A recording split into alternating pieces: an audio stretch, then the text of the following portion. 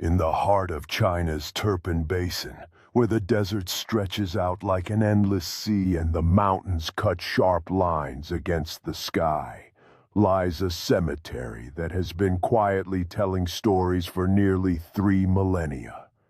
This is the Yanghai Cemetery, a burial ground belonging to the Subeixi culture, a community of farmers, herders, and horsemen who lived in one of the harshest environments on Earth over 2,700 years ago.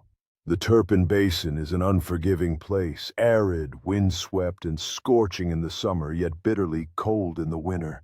But these ancient people carved out a life here, creating oases of vitality around the edges of swamps fed by mountain snowmelt, and archaeologists have pieced together the world they inhabited through painstaking analysis of what they left behind. Pollen trapped in pottery, fragments of leather armor, humble cereal grains, and even elaborately crafted trousers designed for horseback riding. Those trousers are more than just fabric. They are a snapshot of innovation, woven from wool between the 13th and 10th centuries BC, and they represent some of the earliest known riding pants in the world. Unlike modern trousers, these weren't cut from cloth. They were shaped directly on the loom, designed with a unique cross-shaped crotchpiece that allowed for greater movement, telling us that horses weren't just transport. They were central to survival, a way to connect distant communities, and perhaps even a source of prestige. Decorative braids along the seams suggest these garments were more than utilitarian. They were statements of identity, of belonging to a people who valued craftsmanship as much as practicality. While the Yanghai graves also contained leather armor, once supple and strong, now cracked and brittle from centuries underground. And scientists have used advanced tools like scanning electron microscopes and chemical analysis to study these pieces, revealing not only how they were made, but also how time, temperature, and microbes conspired to break them down. These fragments whisper of warriors, men and perhaps women, who may have protected their families and herds in a landscape where survival demanded vigilance.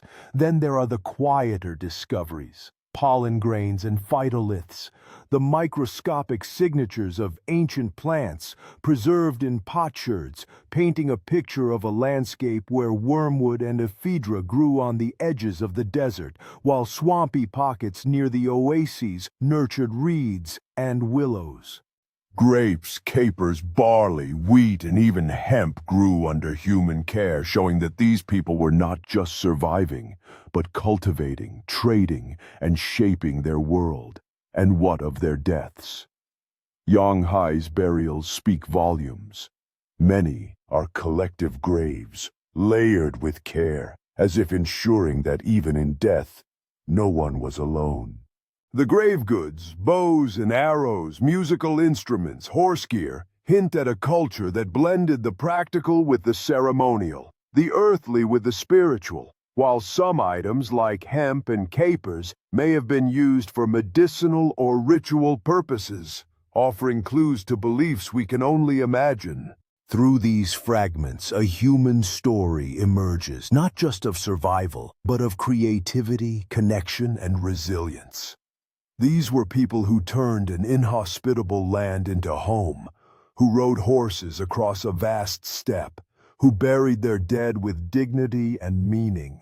As the Yanghai Cemetery isn't just a collection of bones and artifacts, it's a window into lives lived fully, in a time when every stitch of clothing, every seed planted, and every grave dug carried the weight of community and culture. Even after nearly 3,000 years, the people of Yanghai still speak to us, not with words, but with the silent testimony of the world they built in the desert. And in listening, we are reminded that the human story, in all its ingenuity and fragility, has always been one of adaptation, connection, and hope.